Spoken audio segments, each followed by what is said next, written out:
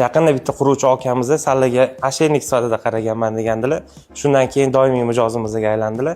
Bu mavzu haqida unchalik ko'p to'xtalmoqchi emasman. E'tiboringlarni ushbu yaqinda tugatgan loyihamizga qarataman.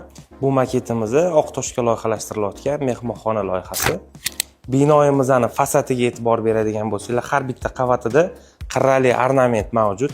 Xuddi shu ornamentga moslab biz o'zimizning mutaxassislarimiz tomonidan podmaketnik yasab berganmiz. Mana shunaqa qirrali hech qanaqa tushuntirishlarsiz e'tiboringlarni landshaft qismiga qaratishinglarni so'ragan bo'lardim.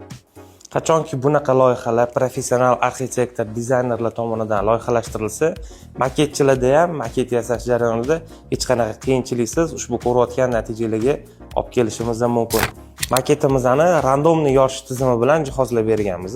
E'tibor beradigan bo'lsanglar, bir xil xonadonlar o'chib, bir xil xonadonlar yonib, tabiiy effekt berib turibdi.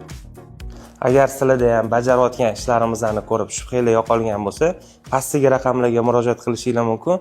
Qo'ng'iroqlarga o'zim javob beraman.